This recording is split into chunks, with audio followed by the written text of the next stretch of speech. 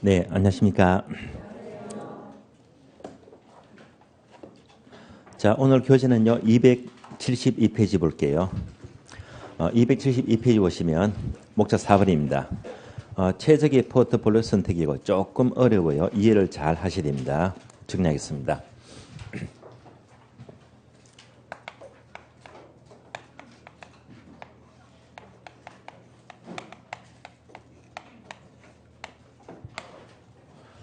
자, 최적의 포트폴리오 선택은요, 먼저 1번이 결론이에요.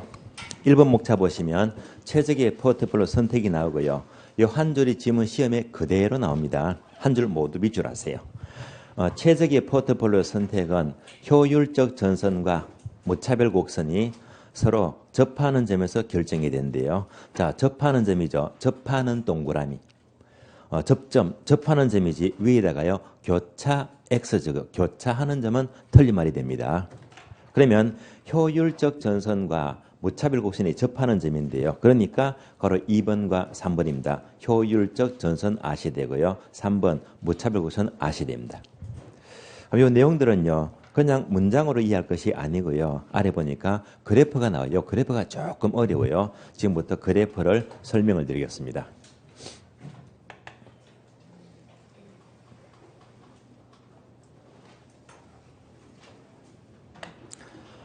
여기서 세로축은 수익이 돼요.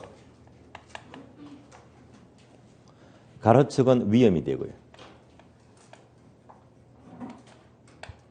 그러면 수익과 위험의 관계에서 제가 이렇게 파란 수평선을 그었습니다. 얘는요, 어느 한쪽이 동일한 경우잖아요. 그러면 이 파란 수평선은 수익이 동일합니까? 위험이 동일합니까? 숫자만 넣어준대요. 여기다가 10% 집어넣죠. 수익이 10%로 똑같습니다. 동일한 수익입니다. 여기서 A점이 있어요. 또 B점이 있습니다. 그럼 이것은요, 자, 위험인데요. A는 위험이 작아요. B는 위험이 크잖아요. 동일한 수익일 때 여러분들은요, A점을 선택합니까? B점을 선택합니까? 당연히 A점을 선택하죠. 자, 수익이 동일할 때 둘 중에서 위험이 작은 A점을 선택합니다. 누구나 A점을 선택하게 되어 있습니다. 다시 그림을 이렇게 그려볼까요? 이제 수직선을 껐습니다. 얘는 무슨 말이죠? 위험이 똑같다는 말입니다. 예컨대 위험이 3%다. 동일한 위험입니다. 이때 A점이 있고요. 다음에 C점이 있습니다. 위험이 동일한데요. A점은 수익이 높잖아요. C는 수익이 낮아요. 이때 A점을 선택한다. C점을 선택한다. 당연히 A점을 선택합니다. 이제 그림 볼 줄 아시겠죠? 동일한 수익이면 둘 중에서 위험이 작은 A점을, 위험이 똑같으면요. 둘 중에서 수익이 높은 A점을 선택합니다. 이거 처음 넣는 거 아니죠? 이거요. 지난주에 공부했었는데요. 이것을 평균 분산 결정법 이렇게 불러요.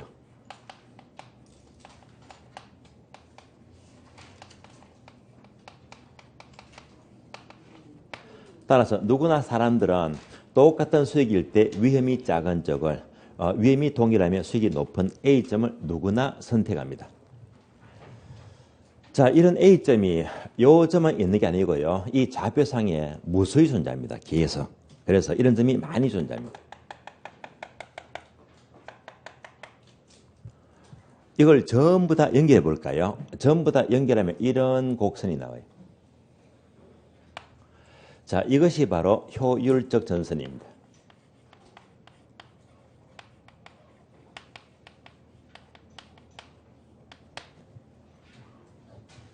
그러면 효율적 전선은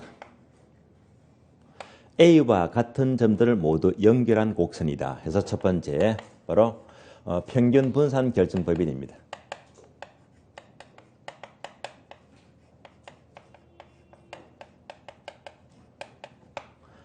이것을 모두 연결한 곡선입니다.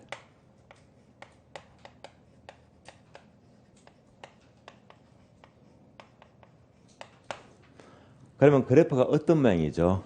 우상향이잖아요. 우상향. 그러면 그래프가 우상향 모양이면 얘는요, 비례관계를 말해요, 반비례관계를 말해요? 비례관계죠. 그러니까 위험이 이만큼 크면 클수록 또 수익도 이만큼 높아진대요. 위험이 클수록 수익도 높아진다. 즉 위험과 수익은 비례관계를 말해요. 위험이 높을수록 수익도 높아지더라. 여기까지가 효율적 전선입니다. 교재 보세요. 자, 그럼 2번요. 효율적 전선 1번 의를 보시면 효율적 전선 또는 효율적 프론티어란 밑줄입니다. 동일한 위험에서 최고 수익률을 나타내는 점들을 모두 연결한 곡선 밑줄하시고요. 이는 똑같은 말로요. 즉 밑줄합니다. 평균 분산 원리를 모두 만족시키는 점들의 집합 밑줄하시고요. 다음에 2번 형태 내려가죠. 형태를 보시면요. 두 번째 줄 보시면 더 높은 수익을 얻기 위해서는 더 많은 위험을 감수한다. 위험과 수익은 비례관계를 말이요. 따라서 밑줄입니다. 우상향 모양 밑줄. 여기까지가 효율적 전선입니다. 다음에 그걸 3번 볼게요. 무차별 곡선입니다. 얘가 좀 어려워요. 이해를 잘 하셔야 됩니다. 1번 의부터 볼게요. 두 번째 줄 끝에 보시면 투자자들의 위험에 대한 태도는 무차별 곡선으로 표시가 되는데 지금부터 밑줄 하세요. 무차별 곡선이 아래로 볼록한 우상향 형태가 되는 것은 투자자가 위험 혐오적이라는 것을 의미한다. 이 문장을 아셔야 됩니다. 조금 어려워요. 그럼 지금부터 무차별 곡선 정리하겠습니다.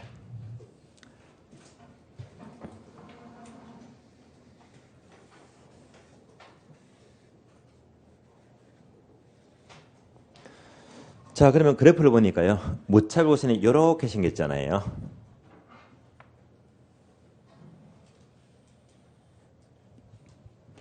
얘가 바로 무차별 곡선입니다.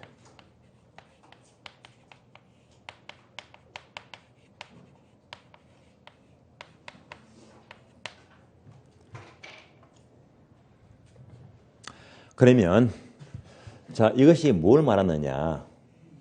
자, 개념은 교재에 없지만은요. 이 무차별 곡선이 일반 경작에서 옮겨온 내용들입니다. 그래서 무차별 곡선 하게 되면 두 개의 재를 서로 섞어요. 자, 두 재화를 서로 섞어서 배합합니다.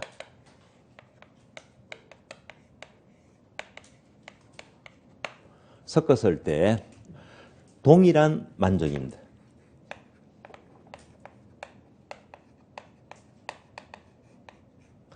동일한 만족을 주는 점들을 모두 연결한 곡선입니다.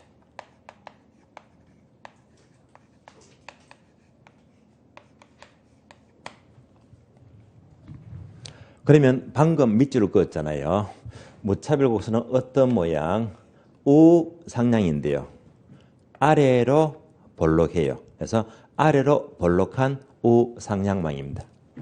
자, 우상향인데 아래로 볼록합니다.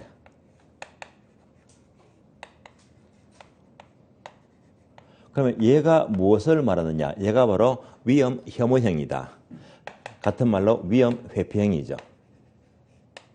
위험 회피형을 말합니다. 여기까지 보았고요. 그럼 지금부터 무차별 곡선 얘를요, 이해를 잘 하셔야 됩니다. 두 개의 자를 섞어요. 그러면 이제 무차별 곡선 그래프를 이해하자면, 자, 이 그래프를 따라오셔야 돼요.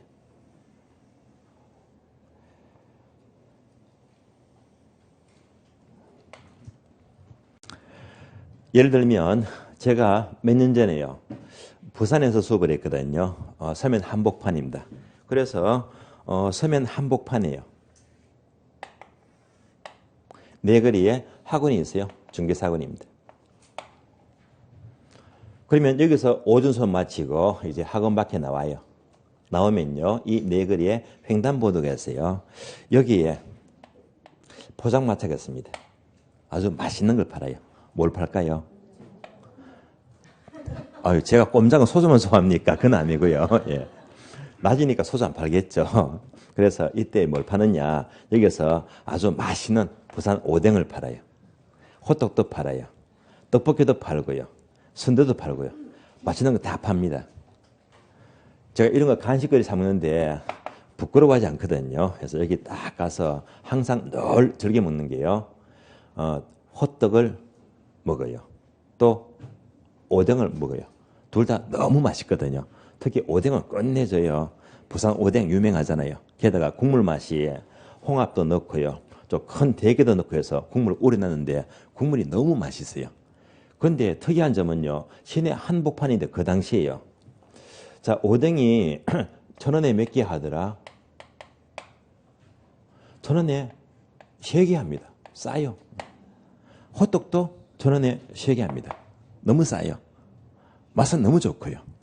그래서 가성비가 너무 좋아요. 그러면 이제 자, 저희 경우에는 호떡 하나 먹고 오뎅 하나 먹고 또 국물 마시고 호떡 먹고 오뎅 먹고 번갈아 먹거든요. 아마 여러분이면요. 이렇게 호떡과 오뎅을 먹게 되면 몇 개쯤 먹으시겠어요? 몇 개? 저는 많이 먹어요. 자꾸 먹다 보니까 무려 12개를 먹어요. 그럼 얼마치? 4,000원치요. 배가 빵빵해집니다. 더 안 들어가더라고요. 제가 보시는 이제 용량이 12개 먹으니까 배가 꽉 차더라고요. 그러면 이제 꼭 4,000치 먹습니다. 그러면 이제 한 끼 대용이 되거든요. 밥 대신에 이렇게 먹을 때가 많았습니다. 한번 잘 보세요. 자, 뭘 먹었다? 호떡과 오뎅을 먹었잖아요. 몇 개 제와 2개 제합니다. 2개 제와. 그래서 얘가 호떡이 돼요. 얘는요, 오뎅입니다. 그러면 1,000원에 3개 한다고 했죠. 그러면 얘가 2,000원이면 몇 개 먹죠?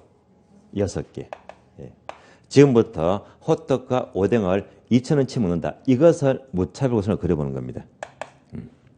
2,000원 갖고 몇 개 먹지? 6개를 먹을 수가 있잖아요. 그러면 이제 하나, 둘, 셋, 넷, 다섯, 여섯. 자, 마찬가지로 하나, 둘, 셋, 넷, 다섯, 여섯입니다.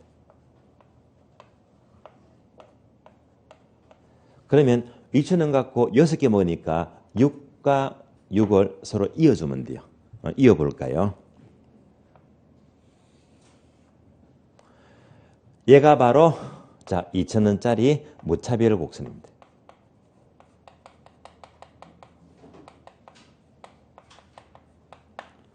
한번 볼까요? 이제 2,000원 갖고 호떡과 오뎅을 먹는데 만약 자 오뎅을 3개 먹으면 호떡을 몇 개 먹어요? 3개 먹죠. 그럼 2,000원 나오잖아요. 다시 오뎅을 2개 먹으면 호떡을 몇 개 먹어? 4개 먹어요. 오뎅을 1개 먹으면 호떡을 몇 개 먹는다? 5개 먹어요. 만약 호떡만 먹게 되면 호떡을 6개 먹잖아요. 그러니까 이제 이 점들이 전부 다 얼마짜리? 2,000원짜리예요. 모두가 2,000원짜리 무차별 곡선입니다. 그러면 어떤 모양입니까? 우하향 해서 우하향 모양입니다. 무차별 곡선은요 원칙적으로 어떤 모양이다? 우하향 모양이 됩니다. 그러면 우하향은 뭘 말합니까? 반비례 관계, 반비례 관계. 이 말은요 호떡을 5개 먹으면 오뎅을 1개 먹잖아요. 어느 한쪽을 많이 먹으면 다른 쪽은 적게 먹어야 됩니다. 무슨 관계? 반비례 관계. 얘가 바로 무차별 곡선입니다. 만약 1,000원짜리라면요. 3과 3을 이어주면 1,000원짜리 무차별 곡선입니다. 뭔지 아시겠죠? 따라서 항상 무차별 곡선은 2,000원 갖고 먹게 되면 어느 한쪽을 많이 먹는 만큼 다른 쪽은 적게 먹으니까 반비례 관계 우하향이 원칙입니다. 그러면 잘 보세요. 지금 여기서 무차별 곡선은 우하향이 아니고 우상향이잖아요. 어떻게? 아래로 볼록한 우상향이다. 우상향이면 원칙입니까? 예외가 됩니까? 예외가 되지. 그러니까 이 그림은 예외니까 어렵다 이 말입니다. 어려워요. 그럼 이때 아래로 볼록한 우상향 얘가 뭘 말하느냐 하면 얘를요 그대로 그려볼까요? 이렇게 아래로 볼록한 우상향입니다. 얘가 나왔잖아요. 그럼 얘가 뭐냐면요. 이걸 보시면서 제가 입을 벌리고 했어요. 이렇게 벌리고 했잖아요. 버렸는데 뭘 보고 입 벌리고 있다? 호떡 보고 입 벌리고 있고요. 완전히 오뎅은요, 등 돌리고 있잖아요. 이것은요, 반드시 어느 한쪽만 좋아합니다. 그러니까 이 사람은요, 호떡만 좋아하지 오뎅은 싫어합니다. 먹을 줄은 몰라요. 그러면 이제 이 사람은요, 호떡만 좋아하니까 오뎅은 싫어한다고 했잖아요. 그러면 오뎅 선호형이다, 오뎅 회피형이다. 오뎅 회피형입니다. 또 거꾸로 무차별이 이렇게 움직이면요, 얘는 뭐만 좋아한다? 오뎅만 좋아해요. 호떡은 먹을 줄을 모른다. 등 돌렸잖아요. 그럼 이 사람은요, 호떡 회피형이다. 호떡을 못 먹어요. 아마 이 사람은요, 당뇨가 심한 사람일 거예요.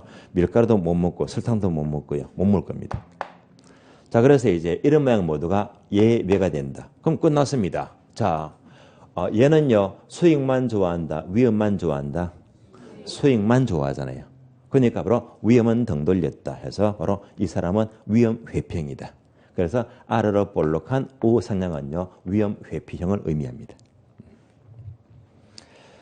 그래서 결국 무차별 곡선은 몇 개 재와 한 개, 두 개 재와, 두 개 재와 나왔잖아요. 이것을 섞어서 먹어요. 비합했습니다. 얼마? 2,000원 갖고 몇 개를 먹지?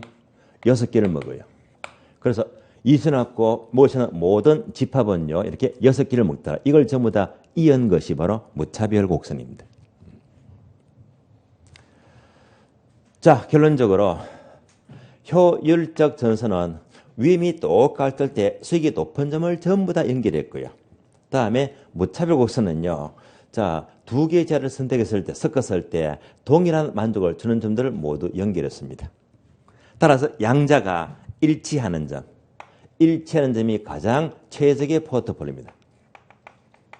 따라서 최적의 포트폴리오는 효율적 전선과 무차별 곡선이 접하는 점에서 이루어진대요. 설명 끝났습니다. 그러면 그렇지 않는 경우를 볼까요? 만약 얘가요, 무차별이 올라갑니다. 올라가면 얘가 이렇게 되겠네요. 맞잖아요. 이러면 접점이 있다 없다? 없다. 최적이 될 수가 없다는 말입니다. 또 얘가 내려와요. 내려오면 또 이렇게 되겠네요. 맞습니까? 이렇게 되면요, 요 지점이 접점이 됩니까? 교차하는 점입니까? 교차점도 최적이 못 된단 말입니다. 따라서 교차점이 아니고 접하는 점에서 최적의 포트폴리오가 이루어진대요. 여기까지를 이해하시고요. 자, 이상 최적의 포트폴리오 선택을 마치겠습니다. 다음 페이지 넘어가요. 다음 페이지 보시면 4번 목차 있죠. 투자 분석을 위한 수학적 기초. 오른쪽 페이지 보시면요, 목차 2번 화폐 시간적 가치가 나와요. 크게 두 가지가 있죠. 현재 가치와 미래 가치예요. 얘는요, 되게 어려워요. 생각보다 어려워요. 그러면 얘는요, 두 장만 넘겨줘요. 두 장 넘기니까 278페이지입니다. 큰 표가 나와요. 화폐 시간 가치 요약 나오잖아요. 이 표를 보니까요, 개수가 6개 나오고 또 개념도 각각 두 줄씩 나오고 또 오른쪽에 복잡한 공식이 6개 나와요. 이걸 전부 다 알아야 됩니다. 어려워요. 자, 이 원리가 주로 회계에서요, 가장 까다롭다는 재무 회계가 있거든요. 여기서 옮겨왔기 때문에 상당히 어려운 부분입니다. 그러면 이제 정리를 이렇게 할게요. 우리가 지금 포트폴리오 보면서요, 지난주에 첫 번째 체계적 위험과 비체계적 위험 기억나시죠? 체계적 위험은 피할 수가 없는 위험이 되고 비체계적 위험은 피할 수 있는 위험이 됩니다. 또 두 번째 상관계수 들어봤죠? 자, 상관계수는요, 마이너스 1보다는 큰 값을 갖게 되고 다음에 플러스 1보다는 작은 값을 갖게 되는데요. 그럼 이때 플러스 마이너스가 뭔지 아시겠죠? 플러스는요, 수익률 방향이 동일 방향, 다른 방향, 동일한 방향 안 좋대 말입니다. 마이너스는 동일 방향, 다른 방향, 얘가 바람직하잖아요. 따라서 상관계수는 자, 마이너스 낮을수록 유리하다까지도 보았고요. 다음에 세 번째, 방금 보았던 최적의 포트폴리오 선택입니다. 최적은요, 효율적 전선과 무차별이 접하는 점에서 이루어지는데요. 여기까지가 바로 포트폴리오입니다. 그래서 포트폴리오, 자, 빠짐없이 모두 설명을 다 들었습니다. 그렇기 때문에 자, 이 과정은요, 오늘 다 이해를 하셨습니다. 그러면 화폐 시간적 가치는요. 오늘 설명드리면 시간이 너무 많이 걸려요. 시간 한 40분 걸리니까요. 그래서 이 과정은요. 다음 과정 3월 달에요. 이것처럼 빠짐없이 설명을 드릴 거예요. 다만 포트폴리오 설명드렸기 때문에 포트폴리오는요. 충분히 이해했기 때문에 다음 과정은요. 설명 안 합니다. 아시겠어요? 그래서 포트폴리오 대신에 화폐 시장 가치를 빠짐없이 상세히 설명을 드릴 겁니다. 다음 과정에 보도록 하고요. 자, 그럼 다음 페이지 넘어가요. 280페이지입니다. 자, 목차 05번 보시면 부동산 투자 분석 기법입니다. 요거 중요합니다. 얼만큼 중요하면요. 참고로 작년 시험은 투자에서 문제가 무려 8문제가 나왔거든요. 8문제. 그 8문제 중에서 투자 분석 기법이 무려 5문제가 나왔어요. 엄청 나왔습니다. 얘는 굉장히 중요합니다. 자, 그러면 1번부터 봅니다. 1번이 시장 참여자와 투자 결정 과정인데요. 1번 목차는요. 저는 패스할게요. 왜? 시험에 거의 안 나오니까요. 자, 그렇다고 해서 여러분들은요. 한 번쯤은 읽어보는 게 읽고 지나갑니다. 여러분이 읽어봐 주시고요. 오른쪽 페이지 목차 2번 현금 수지 측정 방법. 얘가 중요합니다. 한 문제가 잘 나와요. 그러면 현금 수지가 뭘 말하느냐. 현금 수지를 영어로 캐시 플로우라고 표현하고요. 또 이를 다른 말로 현금 흐름이다. 그러면 현금 수지는 가장 쉽게 표현하면요. 현금 수지란 일정 기간 동안에 돈이 들어오고 나가는 걸 말합니다. 그러니까 현금 수지 하게 되면요. 수지가 수입과 지출을 말해요. 그러니까 일정 기간 이 현금이 들어오고 나가는 게 현금 수지가 됩니다. 크게 두 가지인데요. 그리고 2번 보시면요. 영업 수지 계산. 한 장 넘겨서요. 괄호서 3번 지분 복귀 계산입니다. 이 두 가지를 아셔야 됩니다. 지금부터 하나씩 살펴봅니다. 자, 첫 번째가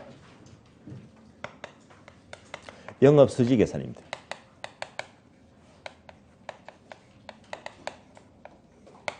두 번째가요. 지분 복귀 계산입니다.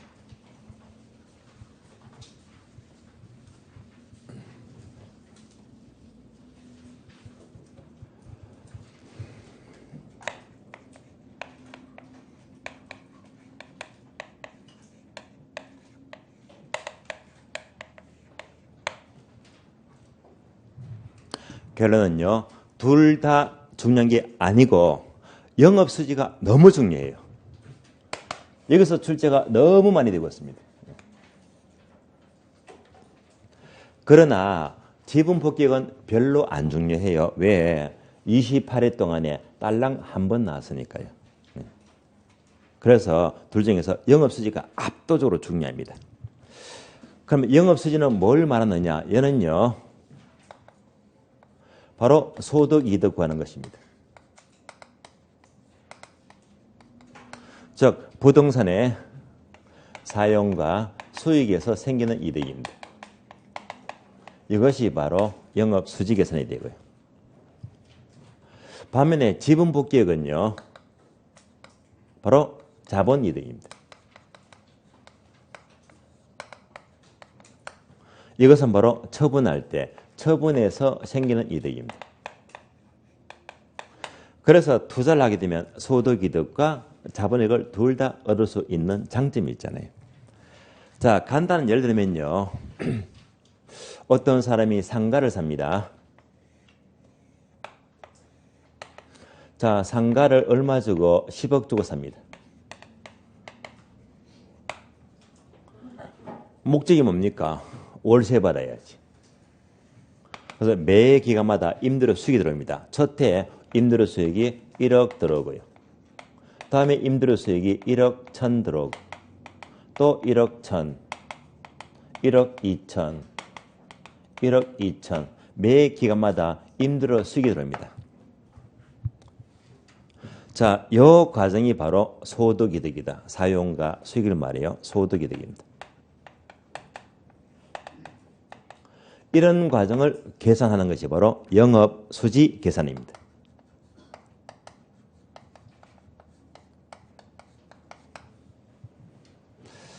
그리고 5년 지나서 10억 주고 산 상가를 팔 수가 있잖아요. 처분하자. 10억 주고 샀는데 15억에 처분해야지. 이럴 수가 있잖아요. 얼마 남았다? 5억 남았잖아요. 얘가 바로 자본이득입니다.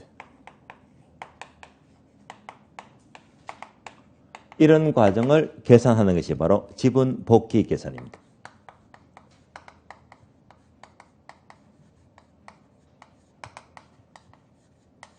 따라서 이 두 가지를 계산하자. 두 가지. 이걸 합쳐서 현금 수지의 적정 이렇게 불러요.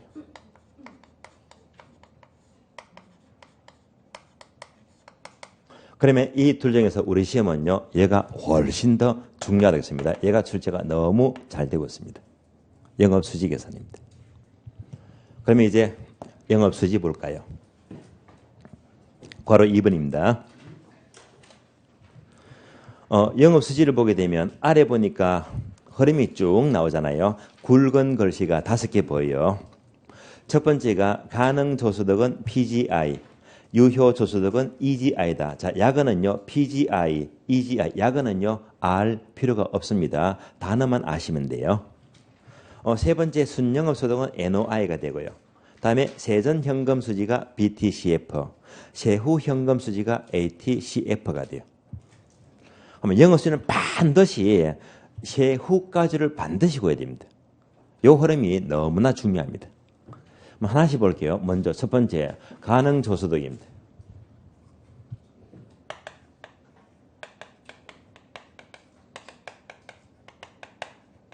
교재 그대로 보시면 돼요. 여기서 공실과 불량부채를 빼자.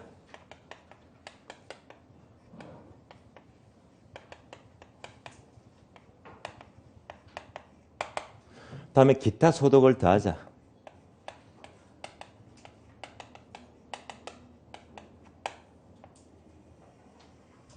여기까지가 유효조소득이 되고요.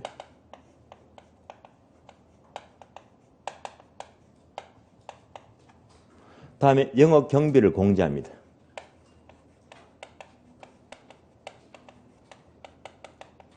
그러면 순영업소득입니다.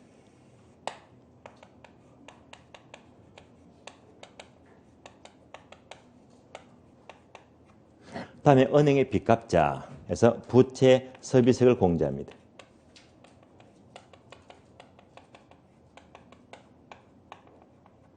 여기까지가 세전 현금 수지가 되고요.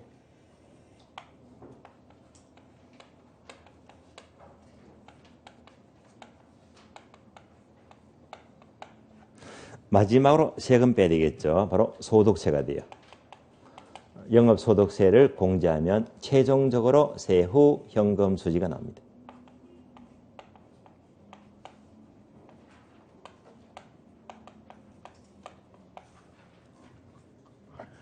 따라서 항상 세후까지를 반드시 구하게 되고요. 이 세후가 최종적인 투자자의 몫이 되는 거예요. 하나씩 보게 되면요. 첫 번째 가능조소득입니다. 다음에 유효조소득입니다. 조소득 종류가 가능과 유효 두 가지가 나와요. 그러면 여기서 조소득은 쉬운 말로 총수익입니다. 총수익이니까 가능한 총수익과 유효한 총수익입니다. 그럼 이 두 가지 차이점이 뭐냐? 그럼 또 이런 예를 들어 볼게요. 어떤 사람이 임대주택을 짓습니다. 자, 4층 주택이고요. 각 층마다 3세대씩 거주하는데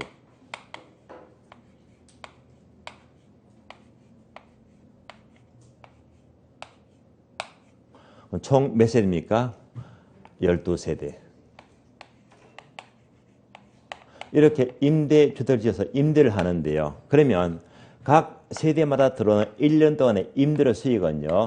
자, 똑같이 세대당 1,000만 원씩 임대료 수익이 들어온다고 가정합니다. 1,000만 원. 그럼 여기다가 12세대 곱하기 1,000만 원 하게 되면 총 얼마가 돼요? 1억 2천이죠. 1억 2천만 원입니다.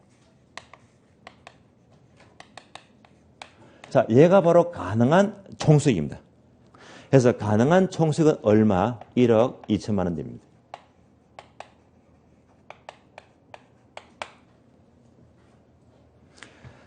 자, 여기서 공실과 불량부채를 뺍니다. 왜 빼는지 볼까요? 먼저 12세대 중에서 이것이 모두가 임대가 되는데 유일하게 끝에는 이 세대가요 임대가 안 됐대요. 즉 얘가 공실입니다. 공실이 1,000만 원 생겼잖아요. 공실 1,000만 원 임대가 안 되기 때문에 수입으로 잡으면 된다 안 된다? 안 되니까 뺀대 말입니다. 따라서 공실 1,000만 원 수익이 아니다 해서 공실이 1,000만 원 발생했습니다. 다음에 불량부채는요 쉬운 말로 밀린 집세, 집세가 밀려요. 그럼 예를 들면요 여기는 이 세대가 임대를 들어왔는데 처음에 집세를 잘 내다가 6개월치요. 다음부터 나머지 절반, 나머지 6개월치는요 집세가 계속 밀리고 있다. 절반이니까 얼마가 돼요? 500만 원입니다. 이렇게 집세가 밀리고 있다면 이것도 수입으로 잡으면 된다 안 된다? 안 된다. 얘도 빼야 됩니다. 따라서 밀린 집세 불량부채가 500원요. 수입으로 잡으면 안 된다. 역시 빼야 됩니다. 합치니까 얼마가 돼요? 1,500만 원입니다.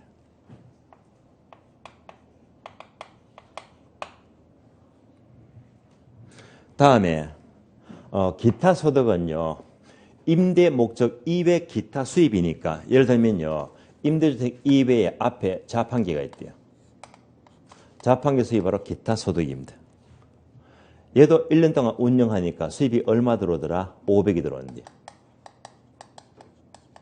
얘가 바로 기타 수입입니다. 기타 소득이 돼요. 자, 수입이니까 더하기 합니다. 그럼 여기까지 구하니까 암산하니까 얼마가 나와요? 1억 1,000이죠. 여기까지가 유효 총수익입니다.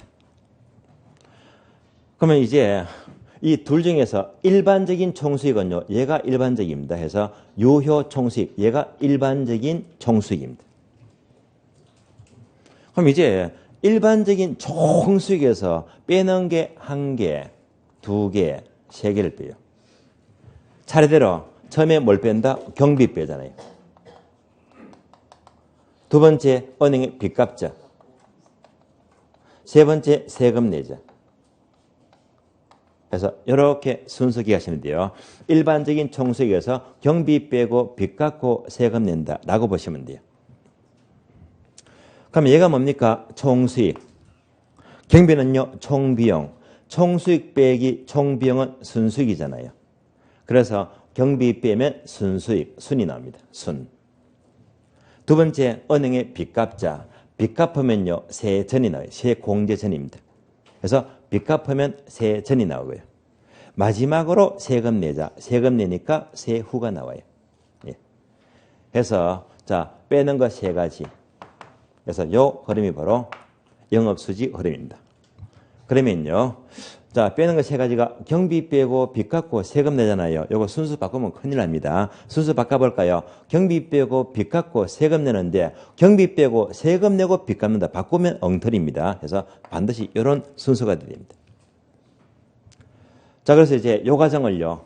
반복해서 빨리빨리 돌려야 됩니다. 자, 확인하고요. 설명드릴게요. 빼는 거 3가지가 뭐? 경비 빼고 빚 갚고 세금 내고 경비 빼면 순, 빚 갚으면 세전, 세금 내면 세후. 조금 더 빨리 반복합니다. 빼는 거 3가지. 경비 빼고 빚 갚고 세금 내고 경비 빼면 순, 빚 갚으면 세전, 세금 내면 세후. 이렇게만 반복하시면 돼요. 여기 전부 다예요. 그럼 이부터 하나씩 볼게요. 자, 경비 빼자. 얘가 뭐죠? 임대주택을 운영하는 데 들어가는 모든 경비를 말이에요. 그러면 어떤 경비 들어가죠? 관리비 들어가잖아요. 다음에 보험료 들어가요. 재산세 내야 됩니다. 수도료, 광고비, 전기료, 경비가 많습니다.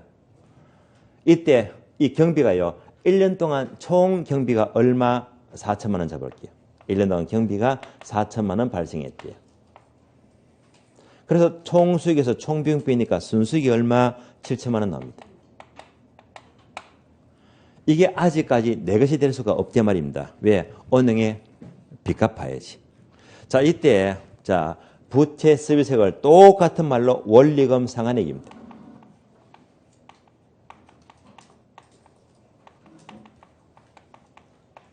그러니까 처음에 임대주택을 지으면서 은행에서 대출 받잖아요. 융자 받았습니다. 그래서 빌렸더니 매 기간마다 원리금 갚아 나가잖아요. 이때 갚는 원리금 1년치가 한 1,000만 원 잡을까요? 그래서 원리금 1,000만 원 빼자. 그러면 세전 현금 수지가 6천만 원 나옵니다. 마지막으로 소득세. 그래서 소득세를 한 500만 원 잡을까요? 세금을 500 내니까 최종적으로 세후 현금 수지가 5,500만 원 나옵니다. 얘가 바로 최종적으로 투자자의 몫이 되는 거예요. 반드시 세후까지를 꼭 구해야 됩니다. 그러면 제가 예를 들었잖아요. 여기서 이만큼 예를 들었습니다. 굳이 숫자를 쓴 이유가 최근 시험은요. 계속 계산 문제가 늘 나오거든요. 그래서 가장 중요한 것은요. 세후 현금 수지를 구하시오. 요거 구하는 계산 문제 있죠. 얘가 가장 잘 나옵니다. 숫자를 이만큼 줘요. 따라서 박스에다가 보기 박스를 주시면서 자, 몇 세대가 있다. 세대당 얼마다. 자료가 주고요. 다음에 공실이 몇 프로, 기타 소득 얼마, 경비가 얼마, 부채가 얼마, 세금이 얼마 자료를 쭉 섞어주거든요. 주게 되면 이렇게 빠르게 이렇게 해서 최종적으로 여기까지를 구해야 됩니다. 이 계산 문제가 아주 중요합니다. 그럼 만약 이런 계산 문제 나왔다면요. 자, 어떻게 풀어야 되죠? 자, 반복해서 풀지 않고 그냥 이대로 보고 풀게 되면 시간이 많이 걸려요. 그래서 풀기는 풀었는데 4분, 5분 걸렸다. 시험 꽝입니다. 아시겠어요? 그래서 예를요. 빠르게 연습해서 얼마까지 1분 또는 늦어도 2분 내에 풀어야 됩니다. 예. 빠른 속도가 요구됩니다. 다음에 순영의 소득이 있죠. 순영의 소득 구하시오. 요 계산 문제 잘 나옵니다. 그래서 항상 요 흐름에서는요. 숫자 이만큼 주고 순영의 소득 구하시오. 숫자를 전부 다 주고요. 세후를 구하시오. 그래서 계산 문제는요. 요 두 가지가 너무너무 잘 나옵니다. 그러면 여러분이 생각해 보세요. 만약 여러분이 출제위원이면요. 출제위원이면 순영의 소득을 묻겠어요? 세후를 묻겠어요?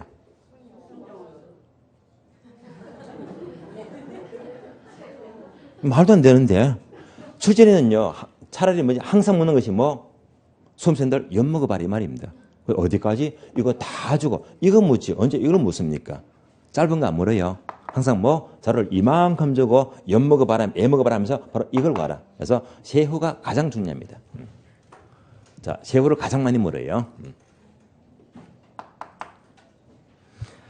자, 다시 이 많은 단어 중에서요. 특히 영업경비 요거 중요합니다. 소득세 이것도 중요합니다. 그래서 요거 두 개는 절대 놓치지 마세요. 그러면 영업경비 봅니다.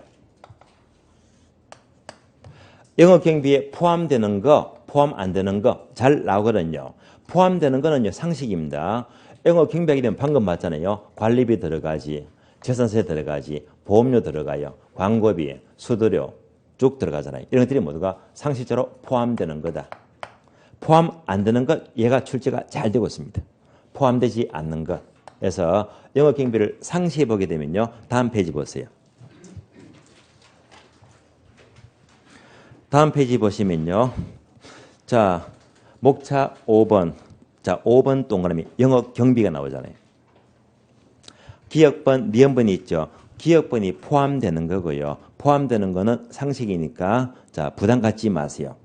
경비에 포함되는 것은요. 자, 첫 줄 관리비, 수수료, 재산세, 보험료, 광고비, 전기료, 전화 등을 의미한다. 이런 것들은 시험과 거리가 멀고요. 자, 유의할 점은 밑줄 아세요. 재산세는 운영할 때 꼭 재산세 내야 됩니다. 해서 경비에 포함되지만 재산세는요. 소득세에는 포함되지가 않는다. 당연 말이잖아요. 따라서 재산세는요.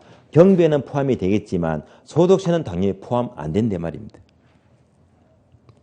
자, 미연분이 중요해요. 영업경비에 포함되지 않는 항목으로는 단어 4개 밑줄하세요. 공실 및 불량부채 충당금, 부채 서비세, 소득세, 감가상각비 이것이 포함되지가 않습니다. 자, 그래서 경비에 포함되지 않는 것 첫 번째요. 공실과 불량부채가 있어요.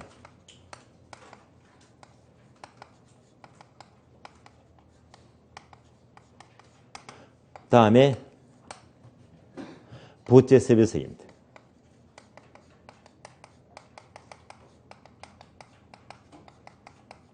세 번째 소득세가 나와요. 네 번째가 감가상각비가 있어요. 경비에 포함되지 않는 것들입니다. 잘 보시면요. 지금 영어 경비를 공부합니다. 포함되지 않는 것. 그럼 논리적으로 공실과 불량부채는 앞에서 뺐잖아요. 당연히 여기에 들어갈 수가 없대 말입니다. 당연한 말입니다. 다음에 부채 서비스는요.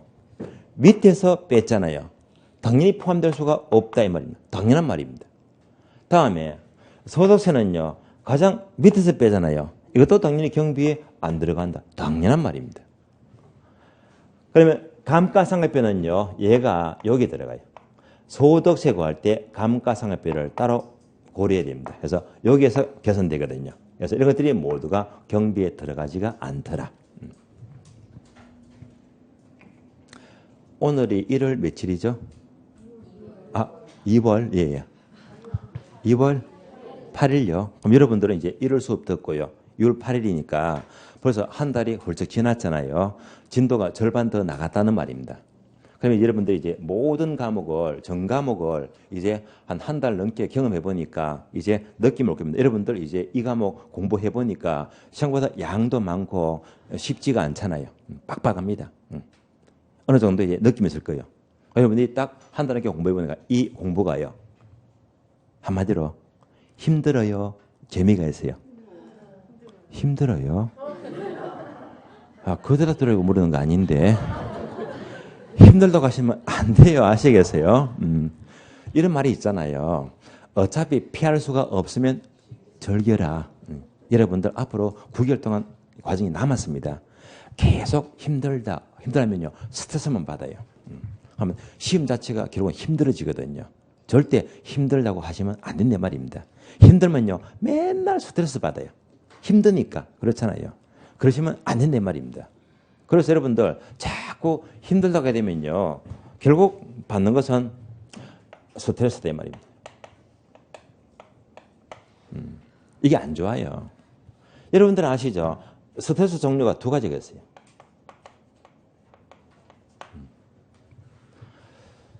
자, 하나가 좋은 스트레스, 하나가 나쁜 스트레스예요.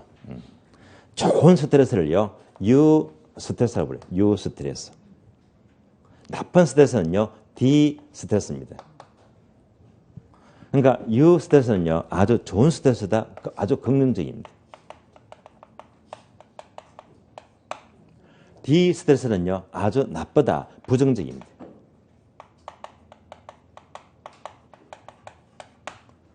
그래서 여러분들이 공부가 힘들다는 것은요, 예를 말이에요. 부정적입니다. 결과가 안 좋단 말입니다. 예. 부정적이면요, 계속 힘들어지고, 예, 짜증만 나고요. 답답해지거든요. 그래서 앞으로 공부하시면요, 이거 너무 많이 받으시면 안 돼요. 스트레스를 바꿔야 됩니다. 예. 자, 그러면 이제 어떻게 바꾸지? 긍정적인 스트레스다. 유 스트레스예요. 예. 이런, 자, 대표적인 선수가 있어요. 여러분 잘 아시는 김연아요? 아닙니다. 김연아는 65법칙. 예. 예. 반복하자. 예. 누구냐? 바로 축구 선수인데 지금 은퇴했어요. 여러분 잘 아시는 박지성 선수예요. 제가 이것 때문에 또 이 선수를 되게 좋아합니다. 유스트레스예요. 뭐냐면요. 자, 박지성 선수가 처음에 EPL 유럽 프리미어 리그 있잖아요. 여기 처음에 맨유 들어갔다가 그다음에 퀸스파크 레인저를 옮겼잖아요. 어쨌든 지금 은퇴했습니다. 그래서 워낙 유명한 선수인데요. 그러면 되게 축구 선수들이 자, 시합할 때 스트레스 받잖아요. 언제 가장 크게 받을까요? 예, 시합 전 입장할 때.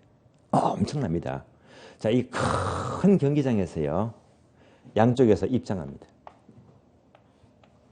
그런데 EPL 리그가요, 워낙 경기가 큰 시합이잖아요. 그래서 관중도 수만 명이 넘어가고요, 전 세계에 생중이 되고 있습니다. 엄청난 시합입니다. 그래서 이 선수들이 처음에 입장할 때요, 스트레스 극도로 받는데요. 극도로. 그래서 대부분 선수들이 이걸 받는데요. 부정적입니다. 입장하면서, 야, 오늘 시합 지면 어떡하지? 또 오늘 뛰다가 누가 태클 걸어서 부상당해서 시즌 아웃되면 어떡하지? 내한테 저렇게 찬성하는데 또, 자, 슛 잘 못해가지고 빗나가면 어떡하지? 그래서 엄청난 압박을 받는데요. 대부분 선수들이. 그러나 예외적으로 박지성 선수는요, 정반대 마인드입니다. 딱 들어갈 적에 이런 생각 절대 안 하고요. 자, 오늘 내가 이제 시합 뛰게 되면 전국의 모든 사람들이, 팬들이, 수많은 사람들이 나를 지켜보고 있다. 승부에 이기고 싶을 떠나서 내가 열심히만 뛰자. 그 모습만 보고도 아마 날 좋아할 거다. 마인드가 달라요. 여러분도 공부하게 되면요, 이런 마인드를 가져야 됩니다. 절대 부정적이면 계속 과정이 부정적이 되거든요. 그래서 다시 한 번 더 묻겠습니다. 여러분들 공부하는 소감이요, 힘들어요? 재미가 있어요? 꼭 강요받는 것 같아요. 자, 일단 바꿨습니다. 공부가 이제 힘들긴 하지만 그래도 재미있다. 이제 마인드 바뀌었습니다. 그래서 제가 분명히 물었습니다. 공부하는 소감 물었더니 재미있대요. 암기껏. 제가 공부하는 소감 물었잖아요. 공부하는 소감 물었습니다. 공부 소감요.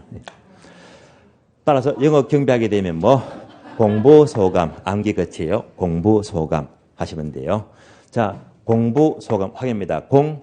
공실과 불량부채, 부채 습입세, 소득세, 감가상각비. 여기까지 바로 암기하시고요. 자, 다음에 소득세 있죠.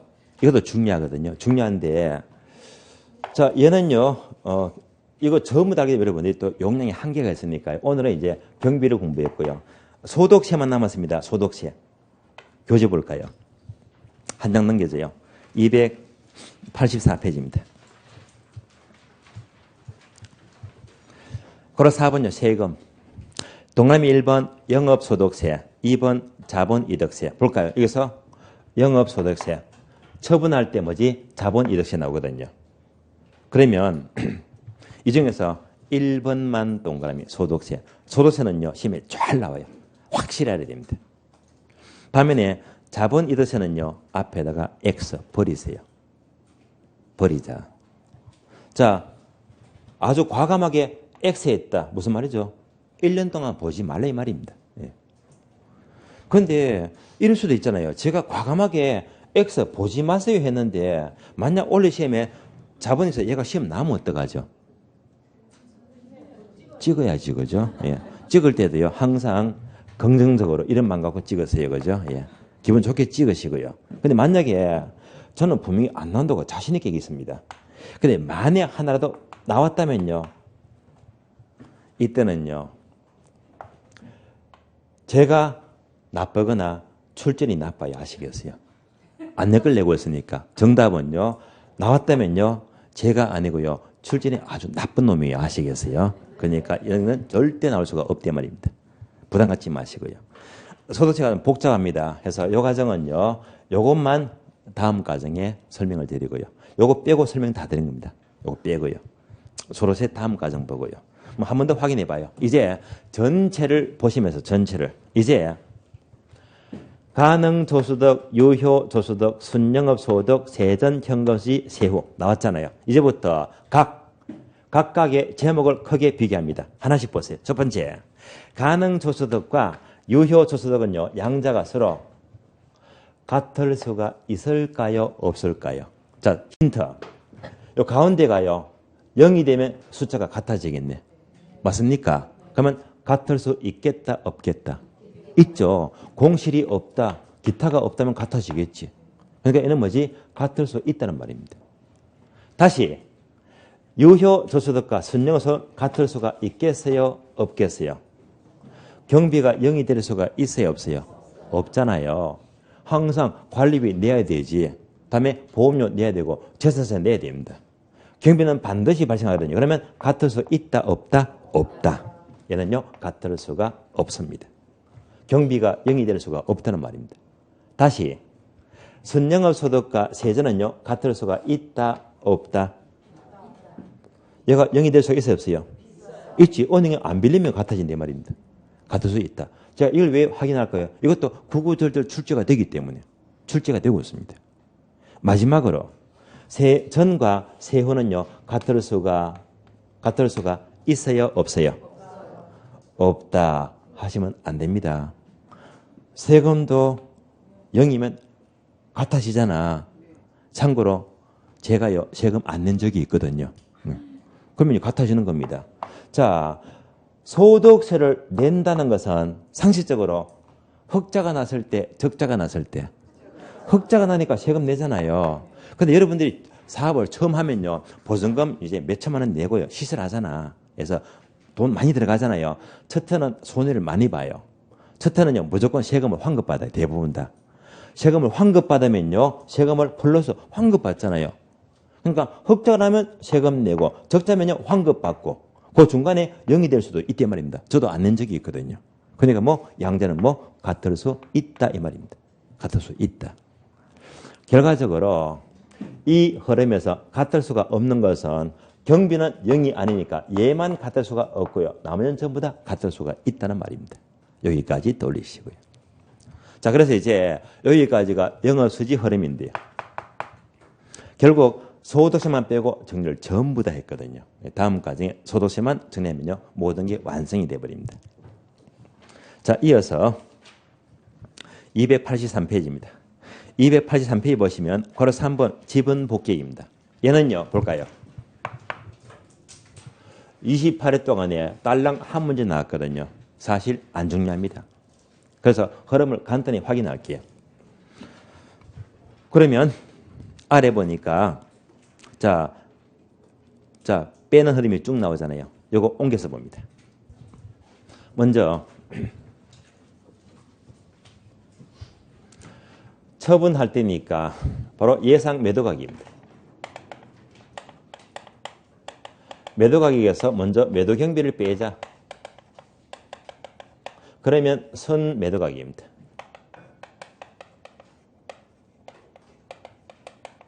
다음에 미상한 저당 잔금을 빼자.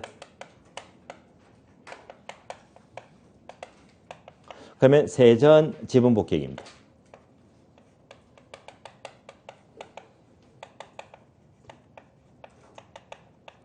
마지막으로 세금 내자 자본이득세. 다른 말로 양도소득세가 돼요. 자본이득세 공제하면요, 최종적으로 세후 지분 복귀액입니다. 빼는 거 몇 개? 한 개, 두 개, 세 개. 앞에서 봤죠? 경비 빼고 빚 갚고 세금 내고 똑같습니다. 그래서 경비 빼고 빚 갚고 세금 내고 똑같아 말입니다. 그러면 똑같으니까 암기할 것도 없다 이 말입니다. 그러면 경비 빼면 뭐? 순. 빚 갚으면 뭐? 세전. 세금 내면 뭐? 세후. 원리가 똑같아요. 그래서 결국 영업수직은 지분복귀액은 흐름이 똑같다. 빼는 거 세 가지 확인합니다. 빼는 거 세 가지 뭐? 경비 빼고 빚 갚고 세금 내고, 경비 빼면 순, 빚 갚으면 세전, 세금 내면 세후. 원리가 똑같아요. 그래서 우리 시험은 여기서요, 딱 한 번 나는데 뭐가 나느냐? 빼는 거 세 개 빈 괄호합니다. 그러면서 요거 싹 지어놓고요. 여기서 뭐가 들어갑니까? 경비 빼고 빚 갚고 세금 내고 점수를 거둬주는 겁니다. 이렇게 해서 한 문제가 딸랑 나왔습니다. 지금까지 현금 수지인데요. 항상 영업수직은 지분복귀액은 흐름은 똑같습니다. 경비 빼고 빚 갚고 세금 내는 흐름이 됩니다. 현금 수지 마치겠고요. 쉬었다가요. 다음 시간은요. 자, 285페이지죠. 3번 목차 투자 분석 기법을 보도록 하겠습니다. 쉬겠습니다.